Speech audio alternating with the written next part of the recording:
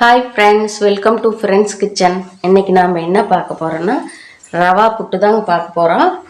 அதுக்கு அடுப்பில் கடாய் வச்சு நெய் ஒரு ஸ்பூன் சேர்த்திக்கலாங்க. முந்திரி பருப்பு ஒரு 10 சேர்த்திக்கலாங்க. இது நல்லா பொன் வறுவில் வறுத்து விட்டுறலாங்க.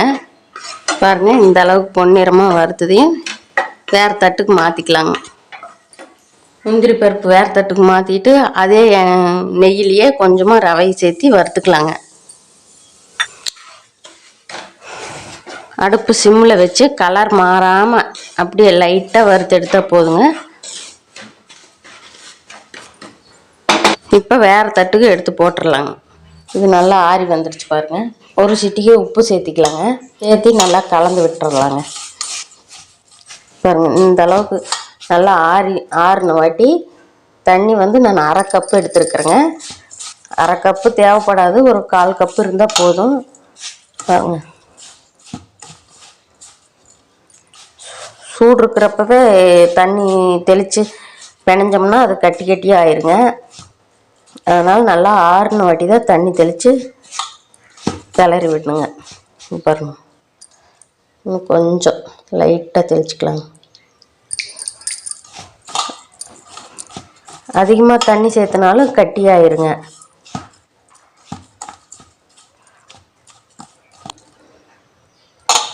பாருங்க, இந்த அளவுக்கு நல்லா கலந்து விட்டுறலாங்க. கலந்து விட்டு ஒரு 5 நிமிஷம் அப்படியே இருக்கட்டுங்க. 5 நிமிஷம் ஆயிடுச்சுங்க. மாவு நல்லா பாருங்கள் ஊறி வந்துருச்சு.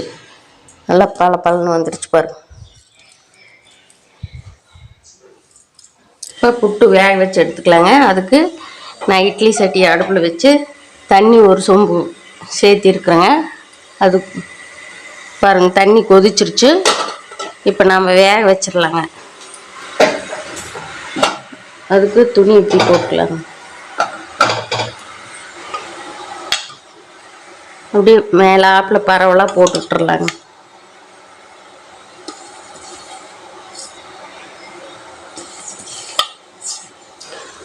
போட்டுட்டு துணி போட்டு மூடி வச்சிடலாங்க.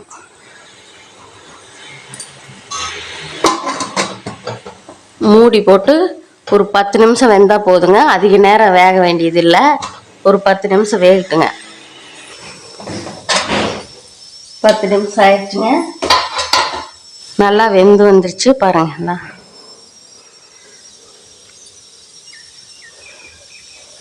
பாருங்க, சூப்பராக வந்துருச்சு. இதை எடுத்து தட்டுக்கு மாற்றிக்கலாம்.